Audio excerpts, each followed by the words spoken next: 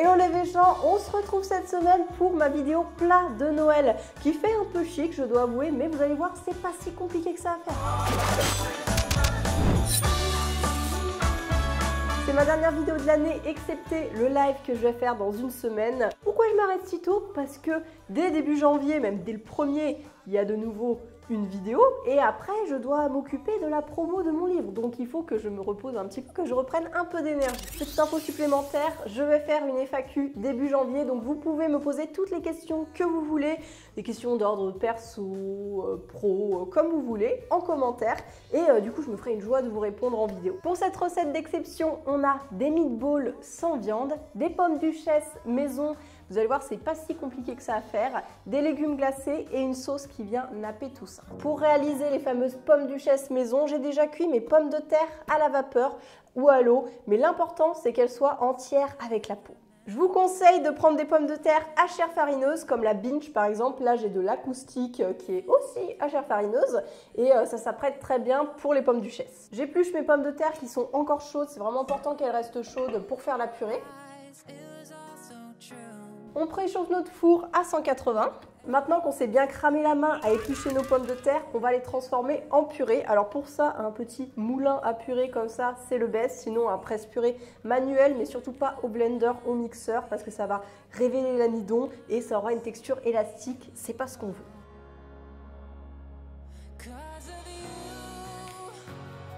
Maintenant, pour avoir une bonne texture, on va ajouter quelques petits éléments. Alors déjà, assaisonnement, sel et noix de muscade, ou poivre si vous n'aimez pas la muscade. De la margarine, et oui, en quantité généreuse quand même. De la purée d'amandes blanches, vous pouvez aussi prendre de la purée de cajou. Évitez le thym parce que ça va donner un petit goût amer. Et un petit peu de crème de soja. On remue bien l'ensemble pour incorporer tous les éléments et la margarine va fondre forcément au contact de la pomme de terre qui est chaude. On obtient une texture lisse mais épaisse, un petit peu façon pâte à choux, pâte à modeler et c'est normal, hein, c'est pour éviter que la purée elle s'étale sur la plaque, donc c'est pour ça que c'est une texture un petit peu épaisse. Là, je lance mes pommes dauphines maintenant pour la vidéo, mais bien sûr, lancez-les 20 minutes avant de servir, histoire que les pommes dauphines soient bien chaudes. Cette préparation peut totalement se conserver à température ambiante, donc vous mettez un petit film par-dessus, et comme ça, vous n'aurez plus qu'à venir les pocher avant d'enfourner. Si vous n'avez pas de poche à douille chez vous, bien sûr, ça se fait à la cuillère. Il y aura des formes, vous ferez des formes un petit peu plus rondes. Vous essayez de faire comme vous pouvez. Mais sinon, si vous en avez une, prenez une grosse douille à grandes dents.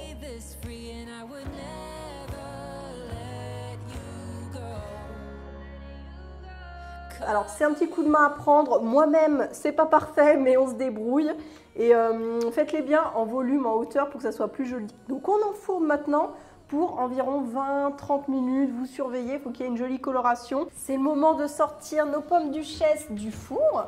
Elles ont bien coloré, elles s'aplatissent un petit peu avec la cuisson, donc faites bien une forme en hauteur, c'est important. Et selon votre four, pour que ça soit grillé de façon uniforme, vous pouvez tourner la plaque du four à mi-cuisson.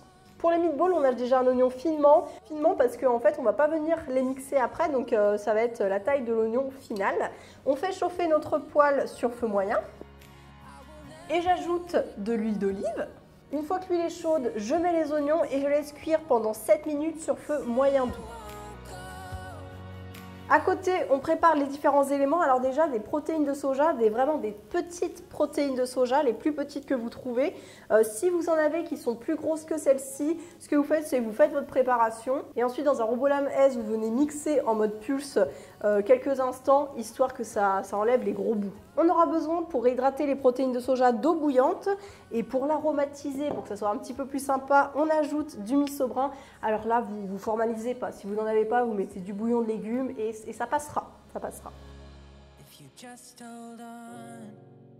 Comme le miso ne va pas non plus totalement salé, je rajoute tout simplement du sel. Mais encore une fois, si vous avez utilisé du bouillon de légumes, bah du coup, il n'y en aura certainement pas besoin. Après, sinon, j'utilise de l'ail en poudre. Alors, c'est bien de l'ail en poudre et pas de l'ail semoule, mais vous pouvez prendre de l'ail semoule si vous n'en avez pas. Ici, c'est plus fin et ça va bien se mélanger à la préparation. Et comme ce sont des boulettes de Noël, j'ajoute aussi du 4 épices.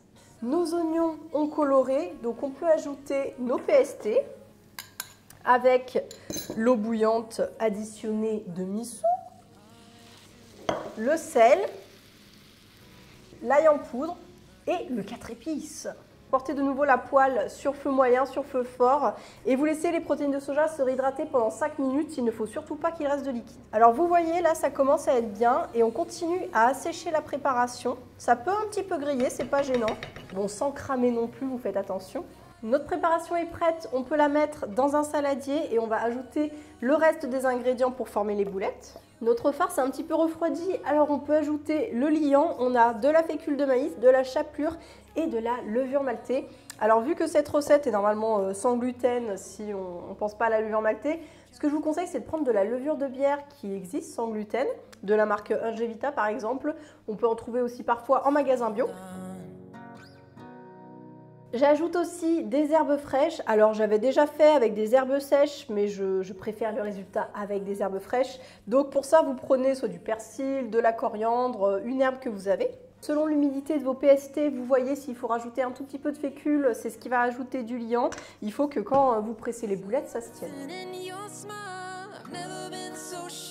Pour avoir des boules de la même taille, ce qu'on fait, c'est qu'on peut prendre une cuillère à glace. Là, j'ai pris un petit récipient, ça va aussi. On remplit de farce, on tasse, on va former nos boulettes. Vous voyez, ça se tient bien. Hein. J'ai obtenu 16 boulettes. De toute façon, les dosages que je vous donne ici sont pour 4 personnes et on les place au frais comme toutes les boulettes ou les steaks végétaux pendant minimum 30 minutes. Ça va leur permettre de se raffermir et ce sera plus facile de les poêler ensuite.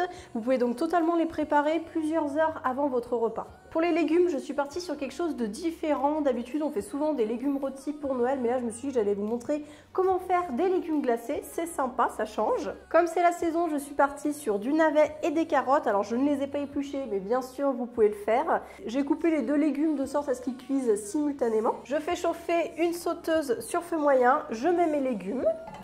On rajoute l'eau bouillante. Vous remplissez aux 3/4 de la margarine. C'est ça qui va apporter le petit nappage. J'ajoute aussi du sucre qui va venir caraméliser à la fin. On en met quand même une bonne quantité. Et du sel, bien sûr, pour l'assaisonnement. Je remue un petit peu, la margarine va très vite fondre. On va créer une cheminée avec du papier sulfurisé. Alors pour ce faire, vous pliez déjà en 4 votre papier cuisson. Ceci représente le quart de votre sauteuse. On va former un quart de cercle, mais faites un diamètre plus grand que celui de votre sauteuse. La pointe, c'est la cheminée, donc on va pareil former un quart de cercle. Vous voyez, le trou est pas trop gros non plus pour pas que l'humidité s'échappe trop vite. Donc on dépose notre cheminée, le papier est bien calé et maintenant on lance en cuisson pendant environ 15 minutes, ça suffira. À la fin, quand vous voyez qu'il ne reste que peu de liquide, vous enlevez la cheminée et vous prenez votre cuillère et vous arrosez vos légumes. Pendant que ça cuit, je vous montre comment faire la sauce. Donc on commence par faire fondre de la margarine dans une casserole. On va former un roux, donc j'ajoute la farine. Très rapidement, j'ajoute le miso brun et le miso blanc. Alors c'est un petit peu obligatoire pour cette recette vu qu'on part sur une sauce gravy, donc je ne peux pas trop vous dire par quoi les remplacer. Je déglace rapidement à l'armagnac. J'avais préparé une infusion de champignons, donc vous prenez des champignons séchés, que ce soit des shiitake, un mélange forestier, et vous les laissez réhydrater dans l'eau bouillante minimum 10 minutes. Donc là, je vais filtrer en même temps. Hein. J'ajoute à ma casserole et je laisse épaissir. Ça va ajouter du caractère, de la saveur. Je rajoute encore mon bouillon.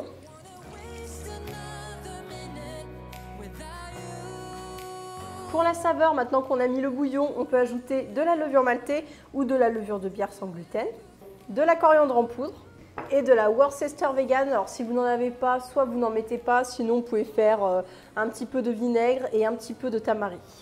Avant de dresser, moi ce que je vous conseille, c'est de passer votre sauce au tamis pour qu'elle soit bien lisse. On s'occupe maintenant de la cuisson des boulettes que vous lancerez le jour J en même temps que la sauce pour que tout soit chaud au même moment.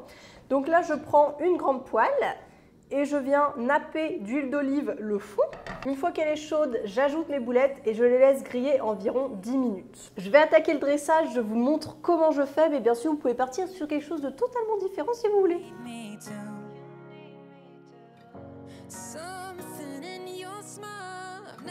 Et voilà notre plat de Noël. Je ne sais pas ce que vous en pensez, moi je trouve ça très mignon, on se croirait presque dans Top Chef. Je ne sais pas si vous ferez exactement cette assiette le jour J, mais en tout cas, il y a pas mal d'idées à venir piocher pour votre plat. Et il me reste plus qu'à vous souhaiter de très bonnes fêtes de fin d'année. On va se retrouver, je pense, de toute façon, d'ici là pour un live. N'hésitez pas à poser vos questions en commentaire pour la FAQ. Pensez à vous abonner à Bouleté et on se dit à bientôt pour de nouvelles aventures véganes.